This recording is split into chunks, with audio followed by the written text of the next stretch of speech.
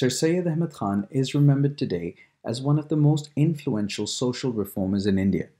Sir Syed was born in 1817 to a family with close ties to the Mughal emperors. In his early years, he was taught Islamic subjects along with mathematics and astronomy, with his mother playing a very formative role and emphasizing modern education in her teachings. He was taught the Holy Quran by a female tutor, which was uncommon at that time.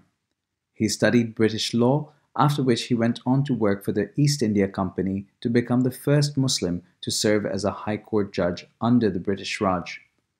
Sir Syed realized that the War of Independence had damaged the reputation of the Muslims in the eyes of the British and tried to reduce this rift via his literary works. In his most famous pamphlet, Asbab-e-Bagawat-e-Hind, The Causes of the Indian Revolt, he blamed the revolt on the aggressive expansion of the East India Company and the ignorance of British politicians regarding Indian culture.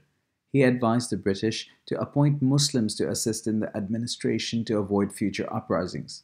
In his book, Loyal Mohammedans of India, Sir Syed highlighted Muslims' efforts that helped British officers and their families during the war.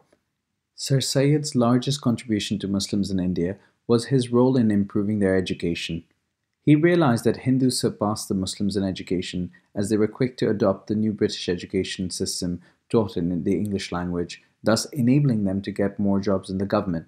Sir Syed established the Mohammedan Anglo-Oriental College in 1859, which later became the Aligarh University in 1920.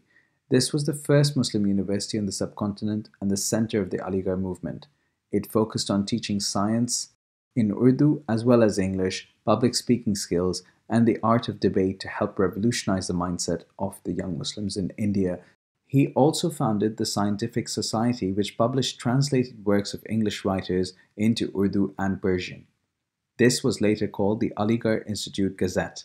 He also wrote about the similarities between Islam and Christianity, becoming the first person in the subcontinent to carry out a comparative study of the two religions. The Aligarh movement of Sir Syed Ahmad Khan, which produced a new generation of educated Muslims, had the following objectives. 1. To introduce modern Western education to Muslims. 2. To maintain loyalty to the British government and create mutual understanding between the British and the Muslims. And 3. To persuade Muslims to keep away from politics, which was dominated by the Hindus. However, as the divide between the Hindus and the Muslims grew, Sir Syed encouraged the Muslims to establish their own identity.